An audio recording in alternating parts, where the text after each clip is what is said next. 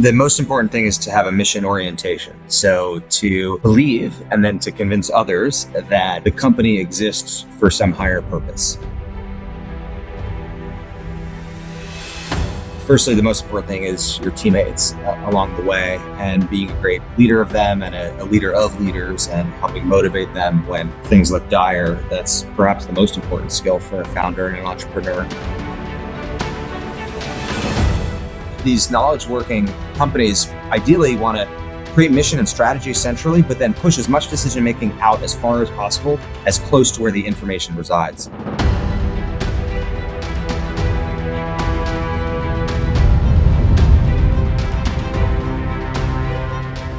Hey everyone, it's Tamara Thompson with Broadcast Your Authority, and I'm super excited for this next episode.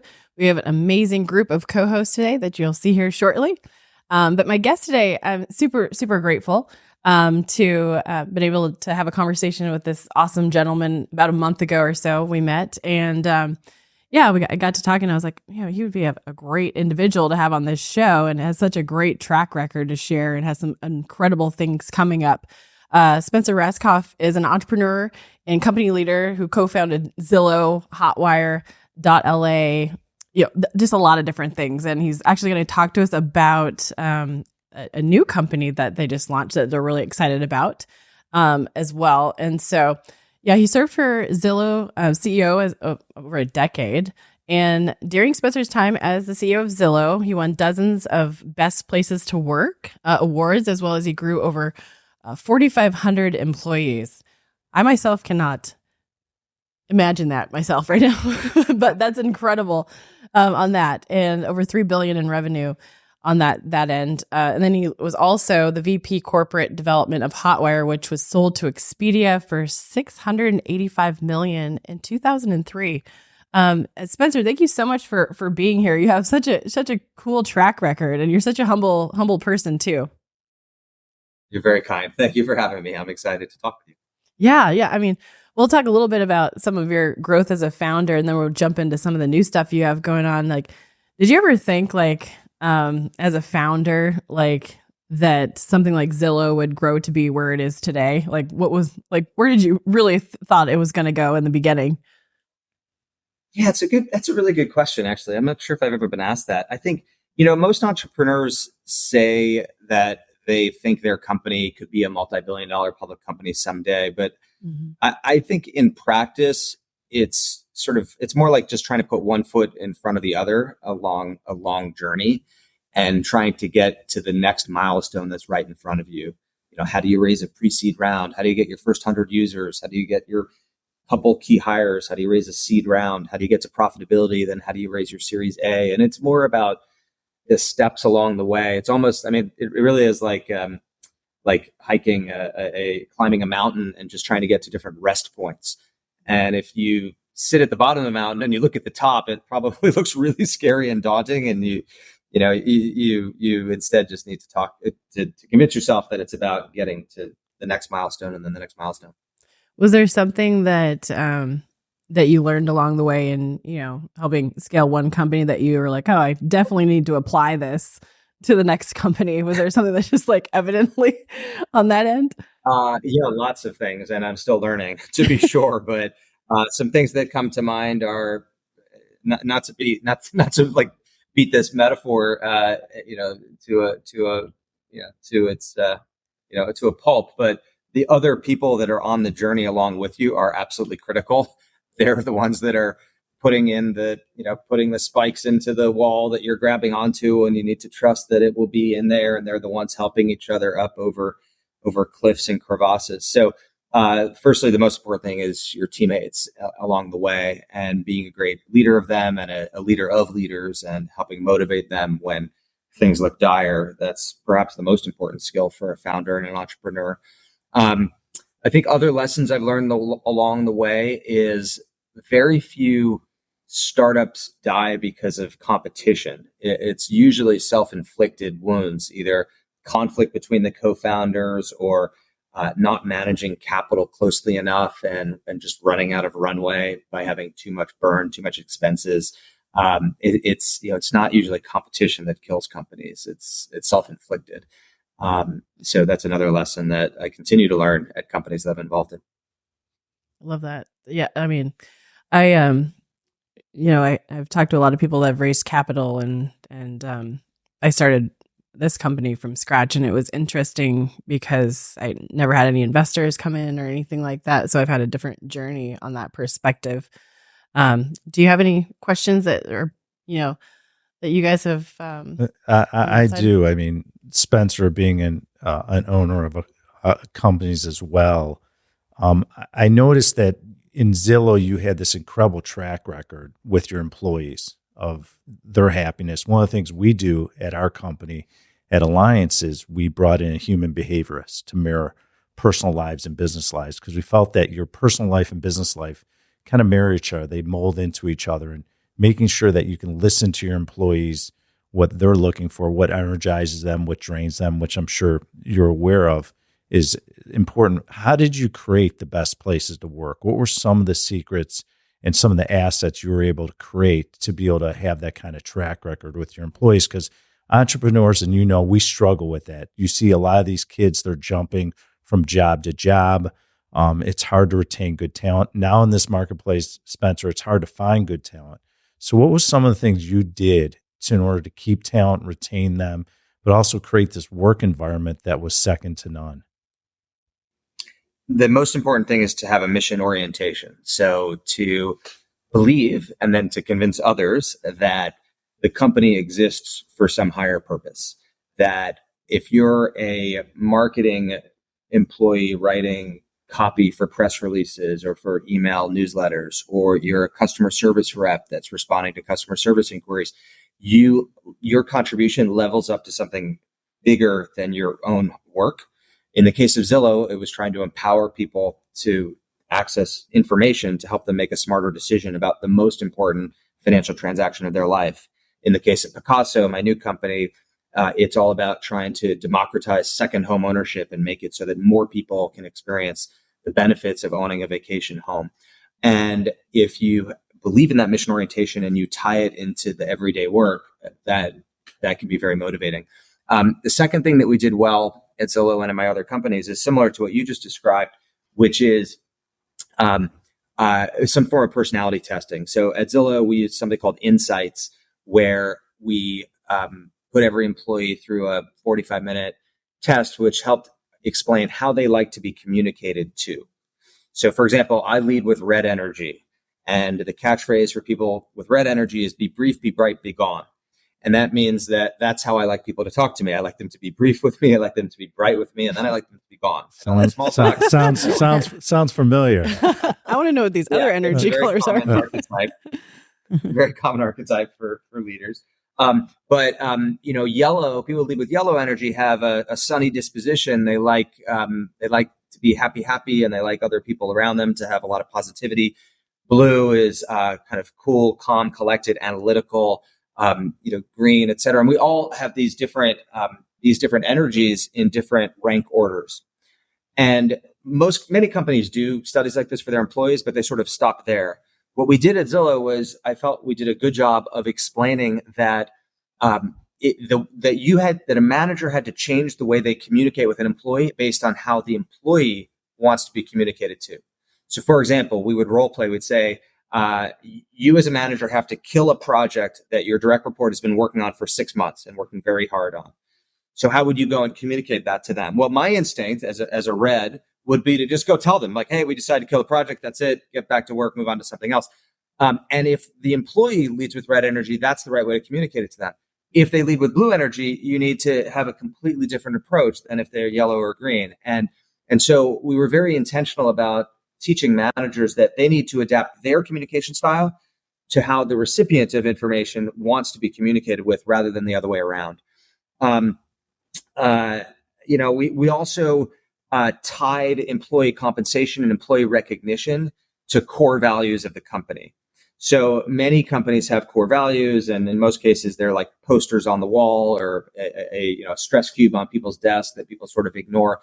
But if you bake it into the actual operations of the company, if when you have an employee recognition moment, their manager describes how their behavior directly tied to one of the specific core values If you make the annual review process all about measuring employees' performance relative to those specific core values, then the core values start to come alive in the company, and it makes a difference. This isn't just sort of like hullabaloo. This stuff actually matters, especially to younger employees in 2023.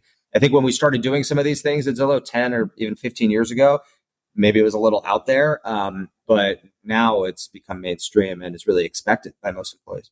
Wow. I'm going to take some of that. Yeah, I mean, that's so interesting. He just nailed it on the head because it's so critical. It's how you treat them and empower them is how you can grow and scale. I mean, we've, Drybar is my company, and, we have, 5,000 employees, and it's incredibly, challenging, and we always had this mantra of like, we want everybody to bleed yellow. Yellow is our brand color.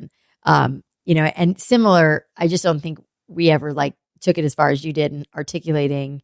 I love the red energy. I'm definitely red energy. Yeah, like, I think most business leaders are. Yeah. I was like, I'm red. But one of the things that I always would communicate to our, managers and district managers is like, you don't, figure out what's important to, your employees. And is it more money? Is it paid time off? Do they need like a lot of coddling, or do they want to just be like cut to the chase? And I just, it's such a challenge for us because there's so many different personality types, and figuring out how to talk to 5,000 people. But what a great like system, because we could never figure out how to like systematize it. Like here's that it's such a great insight and such a great breakdown. It's probably why you're so successful. I mean, because it's hard to manage. I love your product. I love your product, and my wife and my daughters love your product. But I mean, it's a perfect example where Drybar. You could say that your employees are just doing people's hair, or you could say the truth, which is they're helping their customers' dreams come true. They're helping make their customers 100%. have a better evening, like et cetera. And again, it might feel a little fluffy to sort of describe it that way to your employees, but I suspect you probably do. Yeah.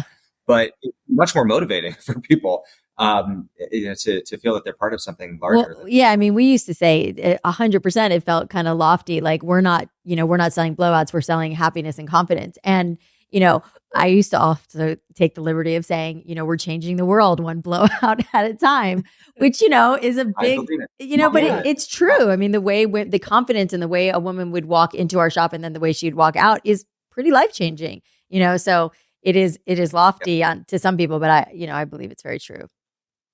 Yeah. There's one other thing that comes to mind especially around knowledge work at tech companies like Zillow, which is pushing as much decision-making out to the nodes as possible. So if you think of the way most companies worked for, our parents' generation or our grandparents' generation, the knowledge and expertise was pretty centralized. Like the only person that really knew everything that was happening in the company was the CEO's office, because all the information came back there and they had sort of a mission control view of the world. That's not the way information flows anymore. Today, the first person that knows if a feature at Pacaso is working, or if a new redesign of an email campaign is effective, is a line worker, somebody that is a data analyst, 10 hops away from the CEO's office, who's very, very close to where the product actually is.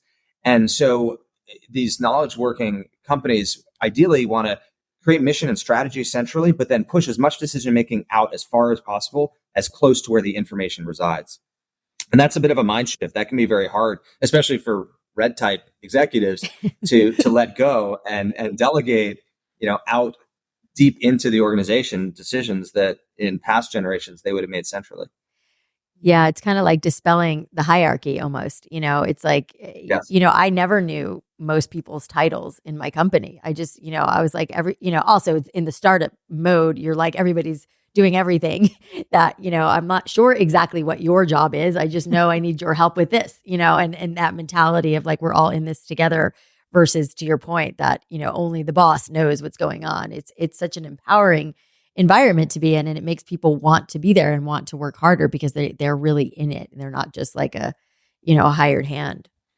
Spencer, in your companies, how are you dealing with some of the things that your employees want personally? So for example, let's say they want mentoring and coaching, that's important in their career, or in their future, they want to learn about investments. What do you do internally to help them to get their personal lives mirroring with the business? The hard, where I thought your question was going, was the hardest part of that was on political engagement, right? Where it got very complicated, especially through the Trump presidency and through social movements like Black Lives Matter and Me Too, and issues like abortion and gun control, where employees would frequently expect their executive teams to take public stances on things that were pretty unrelated to the business themselves. That's hard. That's very complicated to navigate. And I did my best on that, but it's a struggle, I think, for all leaders and all executives nowadays to figure out how to thread that needle.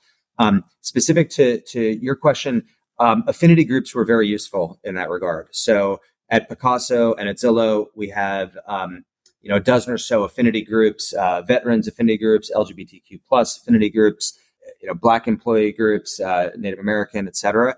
And employees love organizing like that with people who have similar backgrounds or like-minded. And then it drove change throughout the organization in lots of ways. So just for example, I remember at Zillow, we did a much better job of recruiting military veterans because of the hard work that the Veterans Affinity Group did, raising awareness within the company, within our recruiting organization, and directly to me as well, about the need to do direct outreach to veterans to try to recruit them into the company and their unique needs and their unique challenges.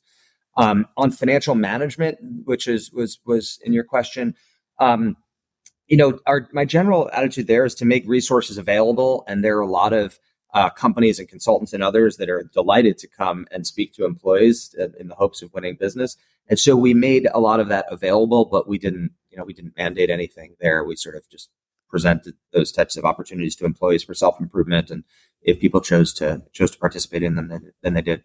You were talking about Pacaso, and it was funny because when I started talking to you last month or so, that was one of the sites that I'd actually been attracted to the last couple of years, and I was like following it and things like that. And then I was like, oh my gosh, I didn't realize that you were one of the co-founders. And then we were on that call, and I'm like, I was like, that's like a small world. I'm like, this, it totally intrigues me. Can you tell us a little bit more about Pacaso and what it's up to? Because I was extremely intrigued on that business model. So I started Pacaso about 3 years ago with some former Zillow colleagues, and Pacaso today takes luxury second homes and we fractionalize them. So we let people buy an eighth or a quarter or a half of a vacation home, and they co-own that home with other folks who they typically don't know. And then Pacaso does the property management for the home, and you use the Pacaso app to schedule visits to your house. We're in 40 markets in 4 countries. We have thousands of very, very happy owners. We passed $1 billion of revenue. I'm sitting here right now in my Malibu Pacaso. I live in Los Angeles, but I own 1/8 of a home, 1/8 of a Pacaso in Malibu. And it's about a $6 million home that I bought an eighth of for, I think it was $600,000 or $700,000. And I have a mortgage on it and through Pacaso. And I have it 1/8 at the time, which is about 6 weeks a year. That's about how much people generally use second homes, even if they own all of a second home. So the idea behind Pacaso is to let people right-size their ownership, right-size the expense of owning a second home. And how do you keep track of like pooling for home ownership? How do you keep track of like the calendar? Is it like something specific, like you get like these weeks specifically, or are they split up, or how does that work? To book it. It's there are a lot of rules in the app around the fair allocation of time in the home. It's almost like a fantasy football draft where basically you have rules. So you can schedule up to 2 years in advance. You can hold 6 days at a time. You can hold 2 of the next 8 national holidays. We've had 90,000 stay nights now and a 4.98 star rating out of 5 and a net promoter score in the mid 80s. So basically it works. I mean, obviously everyone can't be there at the same time, but it tends to work because if you want more time, you could buy a quarter, and a quarter of a second home is much more than most people need. And then what a lot of people do is they buy 2. So a pretty typical situation would be somebody gets to a point in life and they want a second home. and perhaps they have $1 million to spend on a second home, maybe $2 million to spend on a second home. And they start looking at Aspen or Cabo or Malibu or Tahoe or Napa, and they find out that $1 million or $2 million doesn't get you very much in those markets. Mhm. But they then buy an eighth of an $8 million home, so $1 million Pacaso unit in, say, Cabo, and another $1 million eighth of an $8 million home in Vail. And now they have two $8 million second homes. And they have a lot of, the ability to schedule based on the scheduling rules. It's real property. It appreciates. We've had dozens of resales that have appreciated on 11% on average. Mhm. So it's a pretty liquid market. If you want to sell your Pacaso, then you just contact us. And the other homeowners have right of first refusal. And if they don't hit the bid on the price, then we list it on real estate sites like Pacaso and Zillow and other websites. So that's how it works. We raised $250 million of venture capital, and the company is growing very quickly. When you say that you have you can get a loan through you guys, how does that work? I mean, Yeah. obviously, like I'm actually in the so- process of buying and selling a house right now, and I mean, interest rates are Well, bananas. not only that, I want to add to that because I'm in commercial real estate. How does title work when you have 8 owners? Yeah, so is it like title a belongs to the- tick? Is it a fractional ownership where everyone has to sign on the mortgage? No, so everyone is not responsible for the mortgage. You're only responsible for your own mortgage. So the title is held by an LLC, and the different owners are members of that LLC. And then the mortgage is only has individual liability. So if one of the 8 homeowners doesn't pay the mortgage, then Pacaso steps in and forecloses on that unit. It's never happened. Nobody's missed a mortgage payment. But if it were to happen, then Pacaso would step in and foreclose on that unit and then resell it. The other owners are unaffected. So yeah, I mean, for this Malibu Pacaso that I'm sitting in right now, I put $200,000 down. I got a $500,000 mortgage. Back then it was at, I think, 4%. Now it will be at 6 or 7%, Oof. which obviously, is a high interest rate, but you know what? At least you're only paying 1/8 of it. I mean, if you bought the whole house, it would be 8 times more expensive. So, It's a great actually idea. we do quite well in a high interest rate environment because our main competition at Pacaso is whole home, second home ownership, people that would otherwise buy a whole home. And so people are trading down to buying a quarter of it, partly because of higher mortgage rates. And But- you said you had over 200 homes now in the We plus, have a or, couple hundred homes. and where are Yeah, a all the couple hundred homes. We have locations? What locations are? Our biggest markets are Napa, Tahoe, Aspen, Vail, Jackson Hole, Malibu, Orange County beaches in Southern California, Miami, and South Carolina beaches, and London. Actually, we do very well in London. Let's go back to title. So it's in an. I'm sorry, Sorry, Ben. I understand this. I jumped in. I was like, I'm in commercial real estate. I'm a I business just guy. want to talk about. I want to go love look this. at Malibu I love houses. how he structured. I know. I've been looking at the I houses love on the site. structuring. I love that. So it's in an LLC. It's 1/8. How does the lender look at ownership? Is it because you're not issuing 8 different title policies? You have one master policy, but how does that work? We created a new mortgage product for this. So we worked originally with First Republic, now with a couple other lenders to create a bespoke product that just works for this. So that was hard. It took about a year or more, and a lot of hard work with a lot of lenders. But we've issued hundreds of mortgages now. And then how does it work for taxes and insurance? Especially insurance is going through the roof, which I'm sure you're aware of. Yeah. How does it work Everybody with insurance? pays their pro rata. So, I pay 1/8 of the OPEX of this house, everything from the property manager, who's a Pacaso employee who comes before and after every stay, to housekeeping, to property taxes, and hurricane insurance and everything else. So I pay my pro rata, and Pacaso handles everything. So Pacaso, for example, I got an email a couple weeks ago that said, a couple of the owners had asked Pacaso to upgrade the coffee machine that's probably you can perhaps see behind me. And so we got 3 bids. We have a $4,000, credible coffee machine. We have $1,000 thing or a $300 thing. So how do the 8 owners want to vote? And we each voted, and the decision was to go with kind of the mid-range one, and then we all got assessed for that. We've had houses where in Napa where the owners have wanted to put in a pickleball court, and Pacaso did it, and then we did an assessment for it because it was voted in favor. We've had other ones where we've added a small vineyard. We've got houses with boats in Newport. Most of the houses on the water there in Newport in Southern California, they have boats, and a couple of the houses in the Florida Keys have boats with them as well. So Pacaso handles all that, and you pay your pro rata share. You know what it So- sounds like? It's really just it's a condo structure. Well- If you're in a building, let's say an office building, Very high end. and you conduit it out, basically everyone's paying their pass-throughs. They're responsible. Like you a have ownership, timeshare. and you Yeah, might have like an a association between the 8 owners that you're going to share in decisions about what are you going to do. Whether you got to improve a parking or But whatever. I'm curious, like, how do you like this? I mean, do you guys furnish them? Like, how does everybody agree on We do, decor? yeah.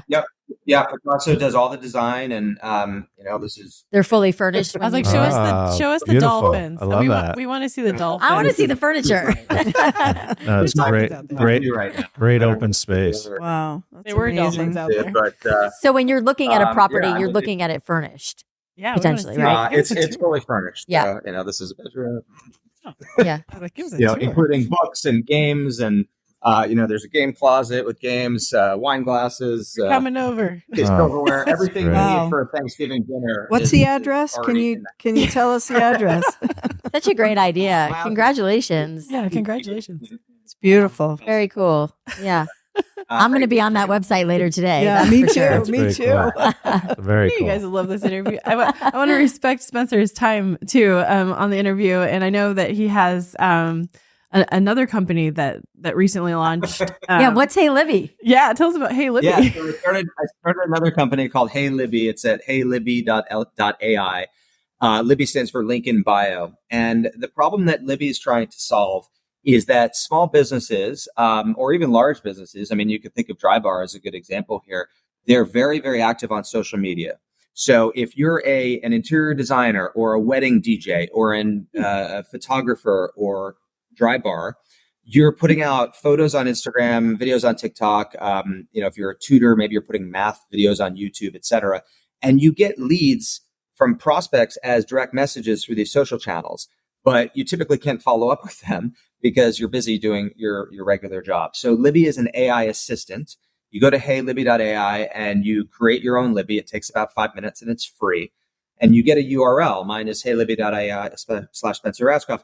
And then you post that URL as your link in bio. So for example, if you go to my Twitter, you go to my LinkedIn, you'll see my link in bio is heyLibby.ai/Spencer Rascoff.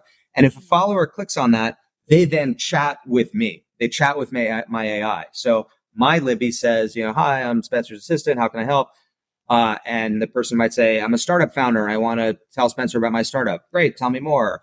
It does the following. Oh, that's great. Where is it based? How long has it been around? Have you raised venture capital for it, et cetera? So it will engage in a conversation and it will drive the conversation to a call to action.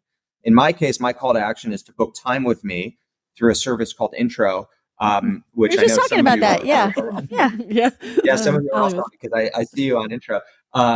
And so it drives my follower to that call to action. In the case of Drybar, it could the person could say where you're located, what are your hours, do you do this, do you do that, do you do cuts or just blowouts, et cetera. And it could drive a person to complete a booking or perhaps to go to the website, to a section of the website to complete a booking. So the idea is an AI assistant for small businesses to basically do lead qualification on social media using AI. We launched a couple weeks ago. There are about 1,000 Libby's out there in the wild now on all sorts of social platforms. And, I think someday every small business owner, whether you're an interior designer or a plumber or a wedding DJ, I think everyone's going to end up with an AI that represents themselves on their website and on their social, just as they all have phone numbers.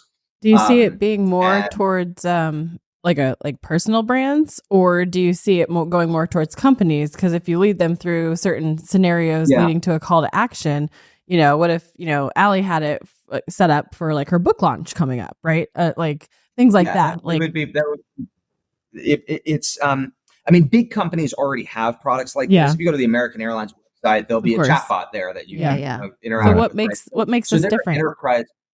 What makes this different is it takes minutes to create and it's geared towards individuals. Okay. So or small business owners. So this is kind of democratizing access to what otherwise would be a very expensive, very complex chatbot that only big companies are going to have. This is trying to make it available to anybody, to any small business owner or any individual who wants something to interact with potential customers on their socials. So Spencer, Cool. can you customize this? Like obviously we raise a lot of money from accredited investors. and say I'm on social media and someone wants to click, I'm going to look into this. This thing is fascinating Yeah. because we raise a lot of money off social media now. And so can I customize it? Yeah, totally. When you onboard, you'll see there are like 8 or 10 different professions that we've like pre-filled. So if you select, interior designer, then it'll have some questions that we think your AI should ask. But then you can customize it from there. And if you put other, then you just, it's a total blank slate. And it's basically like, what would you want a person to know about you and your business? Oh, we do commercial real estate investing. We've been around since 1990. We've invested $5 billion. We do these types of developments. This is our website. We don't do these things, et cetera. And you just enter all that, and then you can test it. So you'll see exactly how it would interact with your followers. But I think you'll be impressed with it. I mean, mine, I took about 10 minutes to create mine, and I customized it with, I'm a startup founder, and I did this, I did that, et cetera. And, I've written articles on LinkedIn about these topics. And frankly, it's as good as me. If you message with it on as my Libby, like the answers that it gives are as good as if it were me giving them for real. That's fantastic. It's pretty amazing. I love that. So impressive. Love it. That's I can't amazing. wait to go check it out. We're going right now. Nice. So it's heyLibby.ai. heyLibby.ai. Yes, Okay. yes. And if all else fails, if you just find my social anywhere, my Twitter, my TikTok, my LinkedIn, my Instagram, you'll see my link in bio, and then you'll see the kind of the link to it there.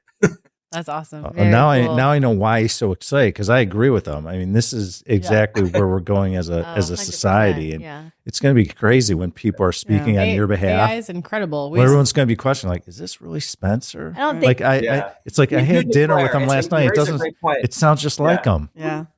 We make it clear that it's AI. We discussed that a lot, the team and I, of whether we should pretend that it's Spencer or we should say it's an AI, helping Spencer. I think that's We the decided right to say it's call. an AI. I do Yeah. too. Especially if you live in LA and you're dealing with the writers' strike. There's a lot of AI conversation. Mhm. Yeah. Well, it's exactly. so unique right now too. I mean, we've been working with doing podcast ads for our clients on the voice AIs, right? So, Ben, we should totally do this too.